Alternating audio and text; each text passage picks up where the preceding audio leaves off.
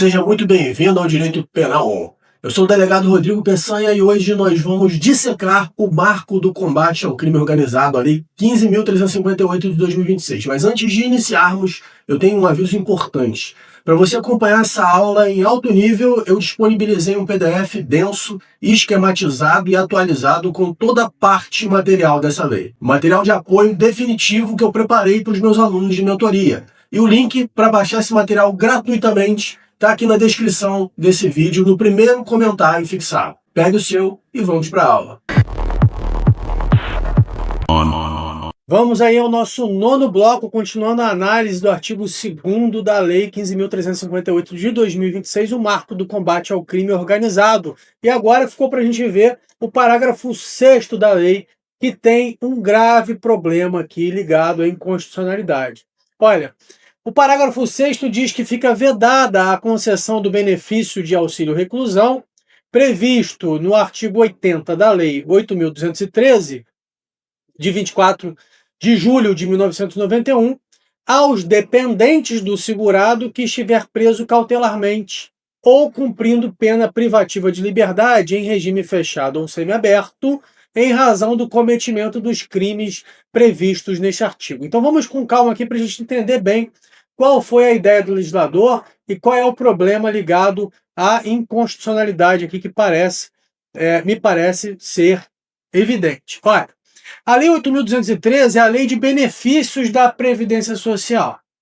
Esse artigo 80, referido aí no parágrafo 6º do artigo 2º da lei que a gente está estudando, vai dizer que o auxílio-reclusão, cumprida uma carência de 24 contribuições mensais, está previsto lá no artigo 25 dessa mesma lei, e ele será devido, nas condições de pensão por morte, aos dependentes do segurado de baixa renda que for recolhido à prisão em regime fechado e não receber uma remuneração da empresa, nem tiver em gozo de auxílio-doença, pensão por morte, salário maternidade, ou seja, outras formas previdenciárias.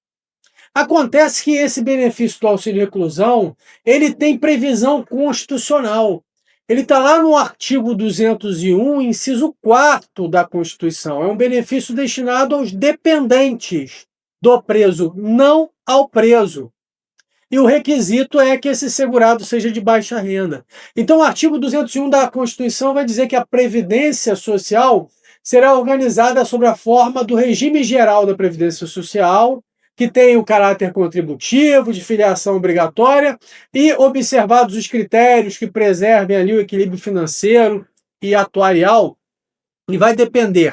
Aí o inciso 4º vai dizer salário família e auxílio reclusão para os dependentes dos segurados de baixa renda. Então o STF tem uma jurisprudência consolidada que inclusive é o tema 89 de repercussão geral, que ele entende que a renda a ser considerada na concessão desse benefício é a renda do preso, não dos seus dependentes.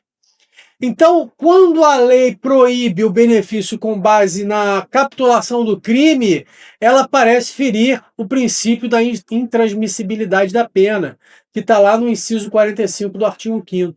Então, a punição do criminoso não pode passar da pessoa do condenado. Além disso, pessoal, nós estamos falando aqui de presos que estão contribuindo com a Previdência Social e que, portanto, caso não seja pago a esse preso, haveria um enriquecimento sem causa do Estado. Percebam que aqui existe um ponto sensível nessa lei, que me parece que foi criado muito mais para atender a um anseio social, que as pessoas dizem assim, como regra geral, o preso recebe auxílio-reclusão e não sabe nem do que está falando, não entendem que não é todo preso que recebe auxílio-reclusão. É o preso que estava contribuindo com a Previdência Social por pelo menos 24 meses quando foi preso, e o benefício é para a sua família, caso ele seja de baixa renda, perceberam? Então, é um percentual pequeno de presos que recebem o auxílio-reclusão, porque a maioria deles não está contribuindo para a Previdência Social, convenhamos, não é isso? Então, tudo bem. Fica aí a análise agora do parágrafo 7º. Do mesmo artigo 2º. que vai dizer para a gente que as pessoas condenadas ou cautelarmente custodiadas pelas práticas das condutas previstas neste artigo, sempre que houver indícios concretos de que exerçam liderança ou chefia, ou integrem um núcleo de comando dessa organização criminosa ultraviolenta, do grupo paramilitar ou da milícia privada, terão que cumprir pena obrigatoriamente em estabelecimento penal federal de segurança máxima, nos termos da Lei 11.671. Essa Lei 11.671 ela é regulamentada por um decreto, o decreto 6877 de 2009. Então, em relação a esse ponto aqui, não há grandes novidades, porque antes dessa Lei 15.358 de 2026, já havia transferência de presos para presídios federais de segurança máxima. Isso já era possível. É um sistema destinado a presos condenados ou provisórios que representem um alto risco para a segurança pública ou que necessitem de isolamento por periculosidade. Então, serão sempre situações de interesse de segurança pública ou interesse do próprio preso. Líderes de facção criminosa, presos de alta periculosidade, que estão envolvidos ali em crimes violentos, com fichas criminais extensas, presos que causem risco à ordem prisional, né? O indivíduo que continua a ordenar de dentro dos presídios ações criminosas, ainda que não exerça liderança de facção criminosa, de milícia privada ou de grupo paramilitar, percebam, já é possível que esses presos sejam transferidos para os presídios de segurança máxima federais. Presos do regime disciplinar diferenciado, né, lá do artigo 52 da Lei de Execuções Penais, ou a própria segurança do preso, situações em que o preso corre o risco de morte ali, se ficar no presídio estadual, e aí pode ser viabilizada essa transferência, que vai ser solicitada pela autoridade policial ou pelo juiz estadual, certo? Então, o juiz da execução penal é que vai autorizar e vai arrumar essa vaga, vai homologar esse pedido para esse presídio de segurança máxima. Essa duração da estadia desse preso no presídio de segurança máxima federal é temporária, pode ser modificada de acordo com a modificação da realidade daquele preso. Agora vamos para um ponto polêmico aqui, um ponto muito interessante, que é o parágrafo 8º do artigo 2º dessa lei. Tenham força de vontade aí, fé, que o estudo vai te levar a ser delegado de polícia ou vai te dar uma condição da advocacia melhor, mais brilhante ainda. Então, força aí, vamos continuando, beleza? O parágrafo 8º do artigo 2º vai dizer que os homicídios praticados por membros dessas organizações criminosas ultraviolentas, desses grupos paramilitares ou das milícias privadas, ou mesmo a tentativa de homicídio, quando forem conexos a esses crimes, o crime do artigo 1º e também o crime do artigo 2º da lei, serão julgados pelas varas criminais colegiadas. Varas criminais colegiadas essas que estão previstas lá na Lei 12.694 de 2012. O artigo 1º-A vai definir essas varas criminais colegiadas. Essa lei dispõe sobre esse processo de julgamento colegiado em primeiro grau de jurisdição de crimes praticados por organizações criminosas, certo? Então a 12.694 de 2012 já dispõe desde 2012 desse processo de julgamento colegiado no primeiro grau de jurisdição, que via de regra é o do juízo singular, seja na esfera federal ou na esfera estadual. Via de regra, os órgãos colegiados do judiciário estão no segundo grau de jurisdição. Essa lei viabiliza, então, um processo de julgamento colegiado no primeiro grau de jurisdição para crimes praticados por organizações criminosas. E aí o parágrafo 8º vai dizer: os homicídios e as tentativas de homicídios praticados por esses membros dessas facções, milícias, grupos paramilitares, quando conexos a crimes previstos nessa lei, serão julgados por esses órgãos colegiados. Então não se trata aqui de um tribunal novo, certo? Mas de um órgão jurisdicional de primeiro grau composto por múltiplos juízes, um órgão colegiado. que tem algumas características centrais, pessoal, de acordo com a 12694. Esses órgãos atuam desde a investigação até a execução penal. Então, se você é delegado de polícia e está investigando uma organização criminosa, você pode ter que lidar com uma representação pedindo prisão preventiva que vai parar no órgão colegiado de primeiro grau, porque vai desde a investigação até o juízo da execução. E aí vai ter competência atualmente para crimes de organização criminosa armada, milícia privada e crimes conexos. As decisões, nesses casos, são tomadas por maioria, com uma assinatura conjunta dos magistrados, e pode haver, inclusive, a chamada anonimização, tornar anônimo, anonimização parcial dos votos. Então o voto fica anônimo para todo mundo, inclusive para a defesa. A lógica dessa lei, obviamente, é de proteger magistrados, né, reduzir o risco de retaliação por parte dessas organizações criminosas, diluir a responsabilidade decisória deles, dificultar a coação individual desses magistrados e reforçar a segurança institucional. Essa é a ideia lógica da lei. Na prática, o CNJ e os tribunais indicam que o colegiado pode ser formado de 3 a 5 juízes para tomarem decisões nos atos relevantes. E aí a lei não explica muito bem o que é isso, vai falar em decisórios, existe uma discussão, mas como o estudo não é dessa lei, vamos passar batido por isso. Aqui a lei vai viabilizar a videoconferência, as medidas de segurança são reforçadas, né? Existe uma restrição da identificação pública dos julgadores, o que aproxima essa nossa lei da ideia dos juízes sem rosto. Seriam um juízes sem rosto soft version brasileiro, certo? Essa figura dos juízes sem rosto, ela ganhou notoriedade lá nos anos 90, no Peru e na Colômbia, para julgar casos de narcotráfico e terrorismo, que assolaram os anos 90, os anos 80, nesses países.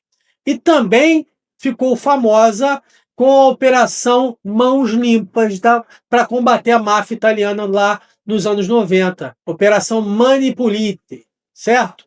Operação essa que implementou de maneira muito profunda a ideia do juízes sem rosto na Itália, né?